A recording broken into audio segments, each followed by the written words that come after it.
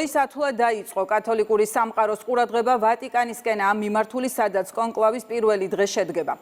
133-მა კარდინალმა რომის პაპი უნდა აირჩიოს. ვატიკანშია ქეთევან ქარდავა და მოგვაწოდებს ინფორმაციას თუ რა ხდება ამ დროისთვის. კონკლავის ეგრეთ წოდებული ლოკდაუნი რამდენიმე საათში გამოცხადდება, რაც ნიშნავს იმას, რომ კარდინალები გადაინაცვლებენ სიქსტეს კაპელაში და მათი სრულიად სეკვესტრირება მოხდება დანარჩენი სამყაროდან და 3 საათიდან იქნება გათიშული სატელეკომუნიკაციო სისტემები. ახალ პაპს პონტიფექს აირჩევენ არჩევნების ყველაზე ძველი წესით. ეს იქნება ანონიმური კენჭისყრა, როდესაც 133 კარდინალი საკუთარ რჩეულს დაწერს ბიულეტინზე და ჩააგდებს ბარძიმში.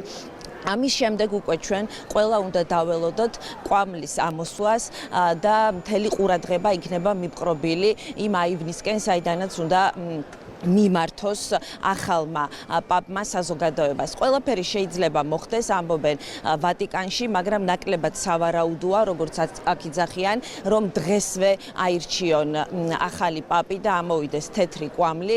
ძალიან ბევრი ფაქტორის გათვალისწინება ხდება.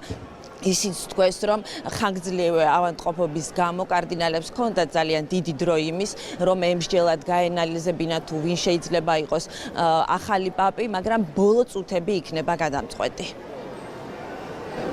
მე მინდა, რომ რომის პაპის გზის გამგრძელებელი იყოს ახალი პაპი. ვფიქრობ, ეს ყველა სურვილი უნდა იყოს. ბევრი კანდიდატია, ძალიან კარგი კარდინალია ამერიკის შეერთებული შტატებიდან. აფრიკას ყავს ძალიან კარგი კანდიდატი, აზიასაც. ნაწილი პროგრესული, კონსერვატორი და რეფორმატორები. მაგრამ მე ძალიან გამეკვირდება აირჩიონ ისეთი, რომელიც ფრანცისკეს მსგავსი არ იქნება.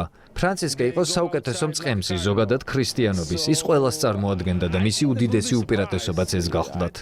ვფიქრობ, დღეს მაინც შავი კვამლი იქნება. დროც და პროცესიც ძალიან მგრძნობიარეა. უნდა აირჩიონ ის ადამიანი, რომელიც სხვადასხვა სწავლებებს, ხედვას და მიმართულებას გააერთიანებს.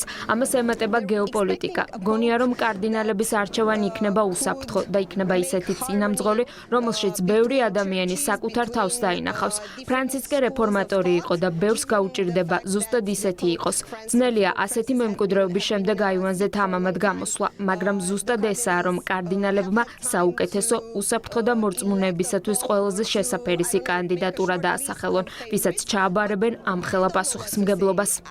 ჩემთვის მნიშვნელობა არ აქვს, რომელი ქვეყნიდან იქნება მომავალი პაპი. უმთავრესია მისი ჰუმანურობა, ეკლესიის დოქტრინის ერთგულება, უშუალობა, ჰარმონიის შექმნა და მის სიტყვას ისეთივე ძალა, წონა, გაგება უნდა ჰქონდეს, როგორც ფრანცისკეს დროს იყო. კადრებს, რომლებსაც ახლა თქვენ ნახავთ, გადაღებულია სიქსტეს კაპელაში იმის საპრეზენტაციოდ, რომ ყველაფერი მზად არის, თითოეულ კარდინალს აქვს საკუთარი ადგილი, 252 კარდინალი, მაგრამ არჩევნებში მონაწილეობას იღებს 133, 45 ხმა არის საჭირო იმისათვის, რომ ასე ვთქვათ, გამარჯვებული გამოვლინდეს. ასევე კადრებში არის ნაჩვენები ცრემლების ოთახი, სადაც გამარჯვების შემთხვევაში მომავალი პაპი შევა ილოცებს და შემდეგ გამოვა საზოგადოების წინაშე. ამბობენ, რომ ღმერთს უკვე არჩეული ჰყავს მომავალი პაპი და ახლა კარდინალებმა ის უნდა იპოვონ. ახალი პაპი უნდა იყოს ხიდების მშენებელი და არა კედლების და უნდა გააერთიანოს მორწმუნეები, მთელი სამყარო და იყოს, რასაც ყველა აკეთებს აქცენტს, ისეთი როგორიც იყო პაპა ფრანცისკე. დღეს არის კონკლავის პირველი დღე, ამიტომ შედგება როგორც პროცედურა ითვალისწინებს მხოლოდ ერთი კენჭისყრა. ეს კენჭისყრა თბილისის დროით დაახლოებით დაგეგმილია 8 ნახევარზე. თუ კი დღეს არ გამოვლინდა გამარჯვებული და არ ამოვიდა თეთრი კვამლი, მომდევნო 3 დღის განმავლობაში დღეში 4 კენჭისყრა იქნება. ვატიკანიდან ქეთევან ქარდავა საუბრობდა, ეს ბოლო ინფორმაცია